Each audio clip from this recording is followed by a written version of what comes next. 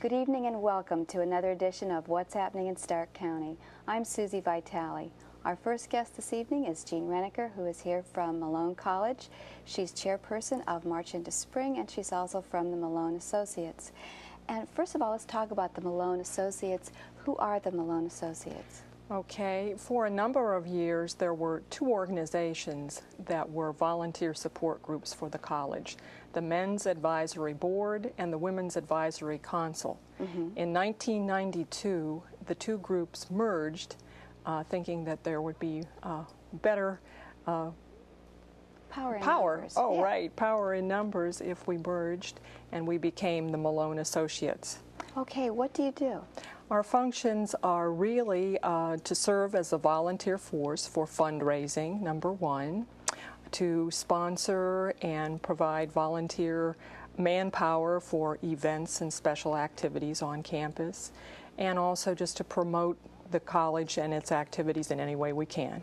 Okay, tonight we're here to talk about a fundraiser called March into Spring. So you want to explain what March into Spring is? Right, March into Spring is our fashion show and dinner fundraiser.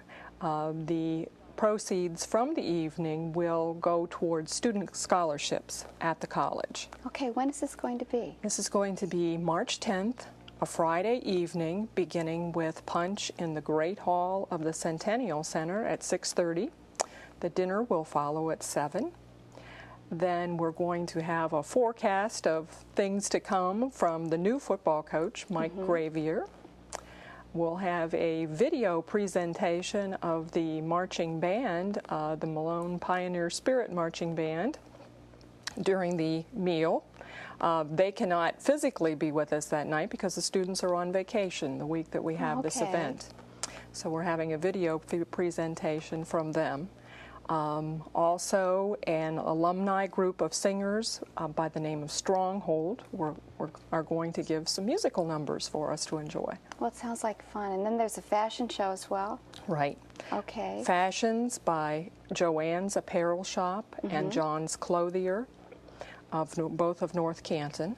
Okay. Spring and summer fashions will be modeled. So we'll know what to wear. Right. This hopefully. time of year, it's hard to know. Everything's navy blue with stars on it. Okay, so now this is going to be at the Centennial Hall at Malone. When's the date? Okay, Centennial Center, March the 10th, 6:30 in the evening, everything begins. What's the cost? The cost is $20 a person. And how do you get tickets or make reservations? They may make reservations by calling me at 494-0579. Okay, and is there a deadline or a cutoff time for reservations to be made? We need to know as soon as absolutely possible, since the event is the 10th. Okay. Do they need to pick up tickets, or do they just show up at the door? No, there are no tickets. We will have a record of their names when they come. Okay, now for anyone who isn't real familiar with the Malone buildings, where is the Centennial Hall? Okay, the Centennial Center sits just to the north of the Randall Campus Center, which people quite often call the barn. The barn, people that's what I call it. People are familiar with that, right. The new Centennial Center is just to the north of that building. So this will be appealing for men as well, because you've got the football coach. Now, was he the coach last year? You said he was new. Is he just brand new? He was just named the head football coach. Joel Palmisano, who had been the football coach for 2 seasons, is now at Akron University. So Mike was just named Got him off to a good start. Right. And you've got your marching band now. That's great that there's a video of that. And you've got a good winning season, I guess, this last year. Is that right? Yes. Okay, did have a winning season. Hoping to see more of the Malone football. And this will be a nice thing to have in the springtime. And hopefully you'll raise some money for your scholarship fund. Right. Okay, what's the date one more time? Date is March the 10th.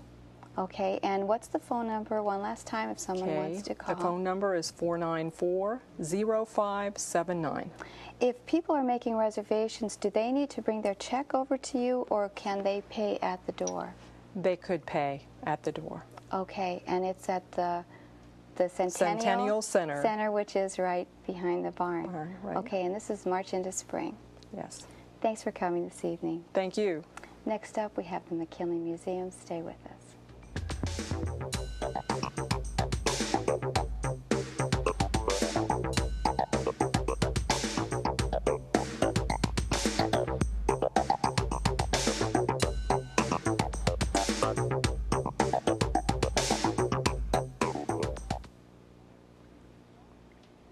next two guests are Rose Anderson and Joyce Yett, who are co-chairpersons of the Bridal Show from the McKinley Museum. And you're here tonight to talk about the bridal show that's coming up. Do you want to tell us a little bit about it? It's our second annual I Thee Wed 100 Years of Fashion. It's going to be on Saturday, April the 22nd at noon at the North Canton Civic Center. Okay, and this was sold out last year. It was a big hit. Right. Okay, do you want to tell us about what it's like? Well, we start off with a nice luncheon, and then we will have a fashion show of 100 years of bridal fashions, and we brought a few fashions with us tonight, and maybe we can show you some of those. Okay, Joyce, you want to tell us about this dress that's near and dear to your heart? Yes, this was my daughter's wedding dress. She will be 3 years this month, and she was married in San Diego on board a party ship. This dress is absolutely beautiful. There's all these sequins sewn all over the dress, and it's really, really beautiful. And will someone be wearing this then? Yes. Okay. And Rose, you've brought another dress. Where did you get this dress over here? This dress is from the collection, and it will be featured on a mannequin because the things that are from the collection cannot be worn because they are so fragile. I noticed that you're wearing the gloves too. Yes, this helps a little bit to keep oils and soil from reaching the fine fabrics. And this one features probably about 5 different kinds of lace. It is from the late 1800s, about 1897 is what we think it when it was worn. It is an apricot lace over an apricot bodice. And of course it is 2 pieces because most dresses at that time were 2 pieces. It also features a long skirt, and it has matching appliques on the skirt, and then there are several layers of petticoat underneath. Oh, they're beautiful. This one is all embossed with little, looks like satin circles, and of course a nice little ruffle with a brush, ruffle on it, brush lace, and then another petticoat underneath that. A little less fancy, but still with lots of lace. So we probably couldn't wear that one anyway because they had those tiny little waists. and there is another layer underneath that one. There. Yes, the waist on this one is quite small. Yeah, and those will be on mannequins. You'll have Yes, we'll have a couple on mannequins that are too fragile to wear, but by and large, we'll probably have in the neighborhood of 50 dresses that will be modeled that day on our runway. Okay, and where are you getting the dresses? We get them from volunteers, and we recruit them from members, and anyone that knows about the show says, I have a dress, or I have a sister that has a dress, so they just come in. Okay, so if somebody's watching and they have a really beautiful dress, doesn't matter how old it is, the older the better. Yeah. Yes. They could call you? Yes. Okay, and either one of you, right. like Rose Anderson or Joyce Yett at the McKinley Museum, and what's the phone number there? 455-7043. Okay. Now, if someone wants to come to this event, how do they go about it? How do they get reservations? They need to call the museum and either request a form to sign up on that we can mail to them, or if they have a credit card, we'll take credit card reservations. We do have reserved seating. If they want to, we have tables of 8, and we have sold several tables already, so they can just call and we'll take their credit card number over the phone, or they can stop by. Oh, that's great. There was a waiting list last year, wasn't there? Yes, yes. We did end up with a waiting list and unfortunately had to disappoint a few people, so this year we went to a little bigger place. Tell us about what this is like when you walk in, because women just love this. It has the feeling of going to a wedding reception. Right, and there will be a staging with some of the old dresses, and then some special decorations on the tables. Okay, and you've got music? Yeah. Live music. Okay, and there's going to be a really nice luncheon. Do you want to tell us about the luncheon, the menu a little bit? Well, our luncheon will feature chicken salad and a croissant and probably pasta salad, and we have a very unique dessert. Our centerpieces, centerpieces become dessert. We have local bakeries who are donating 8-inch cake tops that we then cut and serve to all the guests. Okay, so you've got a wedding cake on every yes, a wedding cake on every table. Yes. I know last year the women didn't know if they were allowed to eat the cake or not. You had to instruct them. Yes. Yes, they were allowed. Yes. Okay, so this is how much a ticket? We have 30 seconds left. $20 a ticket. Okay, and when's the date? April the 22nd at noon at the North Canton Civic Center. For more information, who do they call? Call the McKinley Museum, 455-7043. Okay, thanks for coming this evening. Thank you. Thank you. Stay with us, we've got more.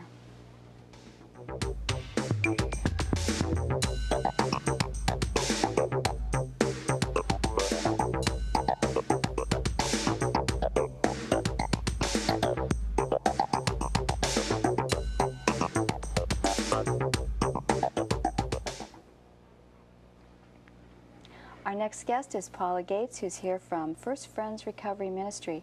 And you're here to talk about a program that's ongoing. Do you want to tell us the name of it? Yes, it's called Healing Hearts. Okay, and what does this program deal with? It's a program for women who are victims of child sexual abuse. Okay, and this meets how often? We meet every week on Wednesday evenings from 7 to 8:15. Okay, where do you meet? We meet at First Friends Church, and we meet in the Oakmont House building. Okay, so if someone drives up to the First Friends Church that's over, what street is that on? It's on 31st and Harrison Northwest. Okay, and is it a separate building from the church? It's a little house that's across from the Family Center. Okay, so you meet in there. Is there a cost for this? No, it's free of charge.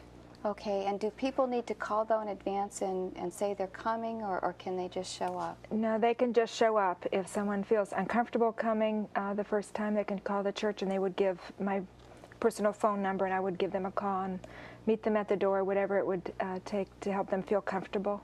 Okay, so this is an ongoing meeting that is every week. Do newcomers just kind of fit in? Are newcomers welcome? Yes, newcomers are welcome. We're working through text, and we will be done the middle of May. And at that point, I'm not sure where we'll go. We probably will start again in the fall. Okay, as you said, someone might be uncomfortable if they've had this problem, had this happen to them, coming to a meeting. So do you want to kind of describe what it's like if somebody comes to maybe help them not be worried? Yes, this is a program that has a spiritual base, and we're working together on emotional, spiritual healing in our lives from child sexual abuse. And the kind of things that we do is we have a regular format, and we start with prayer, and we have some scripture reading that has to do with the subject of the evening. And then we work on a chapter in our book, and we use a text, and we also have a workbook that goes with it. And one night we'll use the book, and the next week the workbook. And then at the end I use also poems that apply, and just some extra materials that I have that apply to the subject. Then we close in a circle of prayer. Okay, how many people are in the group at this point? Right now we have a small group. We started in September, and we're down to about 4 people right now. Okay, now a lot of times in the wintertime it's cold, it's dark, people don't want to go outside. Right. Now you have the text with you. If someone's interested in seeing what sort of things that you're going to be talking about, Yes. What is this called, and where could they get it? Well, it's called The Wounded Heart, and it's by Dan Allender. And most bookstores would be able to order it. Berean Bookstore, Christian Book Barn, the Dalton Store, the bookstore over by Belden Village, and you could ask for it to be ordered if they don't have it. Okay, so that's The Wounded Heart, and anyone could look through that first if they wanted to see what sorts of things that you were going to be talking about. And this is basically childhood sexual abuse rather than rape, if someone was just raped, is that right? If someone has had any kind of sexual abuse, we would be open for them coming, because they would have similar symptoms and similar problems as a result of that situation, and we would be real open to them coming. Oftentimes, if there is sexual abuse as an adult, that it has happened as a child also. Okay. And that is the main concern of the people in the group right now, is the experience as a child. Now, what kind of problems would people be having, or symptoms that they would want to overcome, that they would come to a group like this?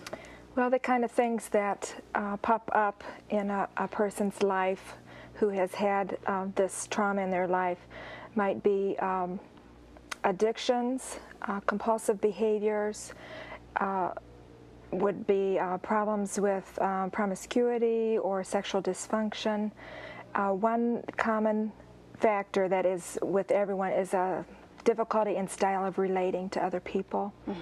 And those kind of things that would show up would be feeling like there's a need to control in relationships, feeling of having difficulty trusting people, difficulty receiving and giving, one or the other or both in relationships. Those kind of things are things that come up in a life. And you just kind of work through those. Right. Sometimes there's real difficult dreams, difficulties sleeping, eating, those kind of things. So there's a whole wide range of things that you might be able to help with. We've only got about 30 seconds left. You're the facilitator? Right. Okay. And where is this again and what time? This is at First Friends Church at the Oakmont House from 7 to 8:15 on Wednesday evenings. Okay, and if someone wants more information, what's the phone number they can call? It's 492-6333. Okay, thanks for coming this evening. Okay. Stay with us, we've got more.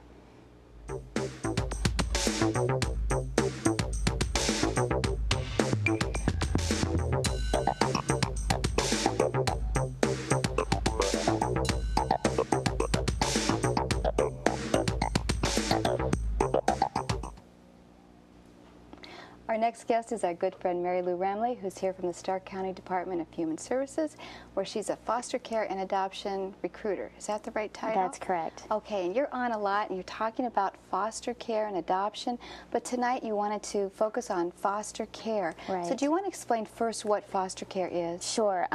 Foster care is necessary when children are have been abused and neglected, and they need a temporary place where they can stay, where they'll be safe and stable, and that allows our agency to work with their biological parents and provide the necessary services so that we can eventually reunify that family and have them be together as a family unit so that they can parent effectively and the children can be safe from any kind of injury. We're the agency that's mandated to do that in this county. Okay, how do they come to you? How are they referred to you? We receive referrals from anybody in the community that calls in and has a concern about children. They just need to have a suspicion about child abuse and neglect, and then we have a worker that goes out and investigates it and makes a determination as to what's going on in the home and how we can help. There are times that we need to make emergency intervention and we need to remove those children, and if relative placements aren't available, then we look to our foster families for placement of those children. Is the need increasing for foster families? Unfortunately, the need, I think, is going to continue to increase. Every year, the number of child abuse and neglect reports continues to increase, and consequently, the number of children in care increases. Currently, we have over 700 children in temporary custody at the Department of Human Services, so that's an awful lot of children for our foster homes. We have about 227 licensed foster homes that are caring for 434 of those children. So are you in need of more foster parents? Definitely. We're, really any age range. We place children anywhere from ages birth to 18. Families can preference what age range they want to work with, if they prefer, birth to 5, or whether they prefer to work with teenagers, how many children they want in their home. They really have a lot of say into what kind of child would come into their home. Okay, do you want to talk about the kind of person that can become a foster parent? They don't have to be like June and Ward Cleaver. Exactly. Okay. There's a lot of misconceptions out there. Okay. You need to be at least 21. We take single adults into the program as well as married couples. They would need to complete orientation training, which is a mandate, but it's also a very helpful time for them to become familiar with the system and the kinds of children that would be coming into their home. And we would do a home study, which would include a fire inspection and medical exams on their family and letters of reference and background criminal checks. And we ask that they have, sufficient income to meet their own family's needs. They are provided with monetary assistance to care for the children, but it's not a profit-making kind of venture. It's to care for the children. It's a reimbursement for their care. Okay, and they do get a sufficient amount of training and then support along the way? Exactly. In fact, I was just today, we're involved in starting up a new support group for our foster parents. That's something new that we've added, but we have the initial training that they become involved with. There's ongoing training They would have a worker that would specifically work with their family from our foster care unit, as well as the workers that are assigned to the children in their home to provide support and help for them. We have a staff psychologist that's available once a week to consult with them on either a phone basis or in person, and many times they hook up with the child's counselor as well, and the child and the child's counselor and the foster parent work together to provide services to that child. So in addition to our new support group, I feel like that there's a lot of support for them in caring for these abused and neglected children. That's great, because I'm sure they need it. Definitely. Now, do you have special needs children? Most of our children would fall into the special needs category because they've been victims of abuse and neglect. So a lot of the children that we see in care have emotional problems or behavioral problems, a lot of times as a result of being abused and neglected, issues of anger and feelings of abandonment, and we need to work through those with them. Some of those problems can be fairly temporary in nature, and as we provide intervention and that family stabilizes, then that child begins to calm down quite a bit. Some of the problems are more long-term. You know, children that were born crack cocaine addicted at birth might have longer-term problems. But also sibling groups are considered special needs kids because we want to try to keep the brothers and sisters together. Older children are considered special needs, and so it encompasses a lot more. People think special needs is just maybe physically challenged children, and it's a lot of different children, and most of our kids fall into that category. Okay, and as well, you also are seeking minorities as well? Definitely. We have a need for a lot more minority families. We do our best to place black children in black homes, white children in white homes, and currently we could use more black foster parents to meet the needs of the children, you know, that we have coming into care and the ones that we currently have in care. It's a lot less trauma for them to be able to go to a home that's of the same cultural background as theirs. The trauma was pretty great being removed from mom and dad, and we want to do everything in our power to reduce any other effects they might suffer. Okay, we're almost out of time. Okay. Could you just tell us the number to call, and there's no obligation? That's right. You can just give us a call and we'll send them out some information. The number's 438-8789. Okay, and you're Mary Lou Rimley. Right. Okay, thanks for coming this Thank evening. you. Next up, we have Pat Anderson with the calendar of events. Stay with us.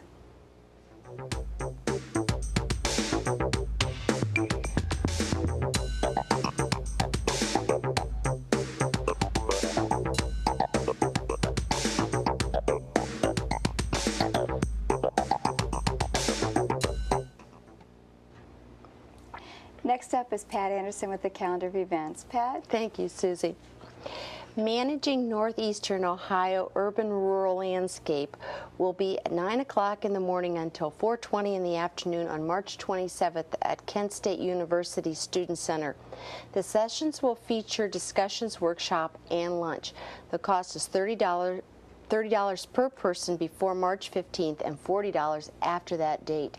For more information, you can call Kent at 499-9600. On March 18th at Quail Hollow State Park from 2 to 3:30, join veterinarian Jim Seiler and his veterinarian assistant Barb Shell for tips and information on wildlife in trouble. A wandering raccoon, an owl hit by a car, or a nest of orphaned rabbits. Taking care of wildlife is tough and could be against the law. Pre-registration is required. Also, the Quail Hollow State Park Camera Club meets the second and the fourth Tuesdays at 7 o'clock at the Mansion. Guests are welcome. Meetings feature programs of instruction and entertainment. For more information on those or to make reservations, you can call Quail Hollow at 877-6652 or 452-8085. The Stark County District Library is going to have some interesting things going on in the next couple months.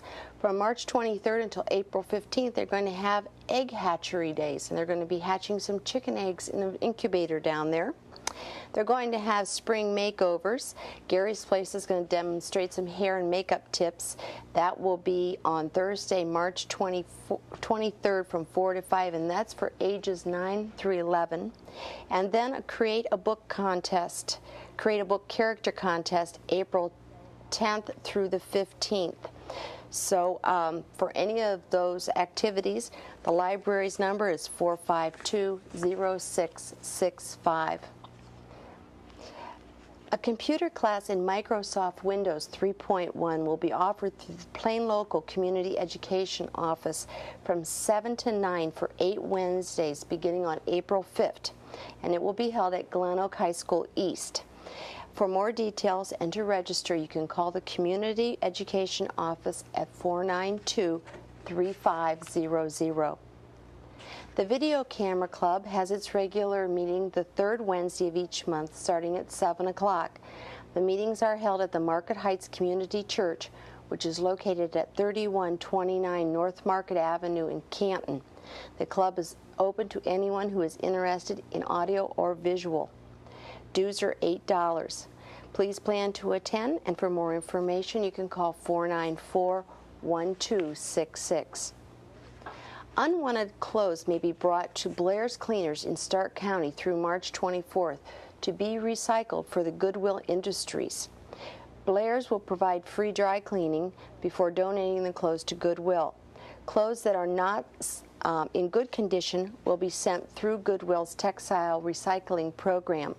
The participating cleaners are in the Canton area, the 2 on Cleveland Avenue and 1 on Tusk, in Plain Township, the 1 on Columbus Avenue Northeast, in Perry Township on Lincoln Way East, in Louisville on West Main Street, and in Jackson on Wales Avenue. Their number is 454-9461 if you want more information. The Junior League of Canton is holding its annual Woman of the Year luncheon Wednesday, April 26th at 10 o'clock in the morning. The theme is String of Pearls. Entertainment will be provided by John Trapani's Big Band and actress Rachel Harker. For an invitation, please call the Junior League office at 453-1263. It's all city night at the Fieldhouse for alumni basketball teams from Lincoln, Timken, Lehman, and McKinley High Schools, April 7th at 7 o'clock. Cheer for your alumni team with alumni cheerleaders and pep bands. And Susie's going to be a cheerleader. Tickets are $3 at the door. All proceeds will benefit the 4 Alumni Scholarships Funds. For more information, you can call Jim Mitchell at 484-6091. Are you having trouble getting help from a federal agency? U.S. Senator Mike DeWine unveiled a toll-free hotline that will allow Ohioans to contact his staff for assistance in dealing with federal problems. The number is 1-800-205-OHIO. So you can call him right down at his Columbus office. For more information, call TELMED, a service of the United Way of Central Stark County. That number is 456-6384.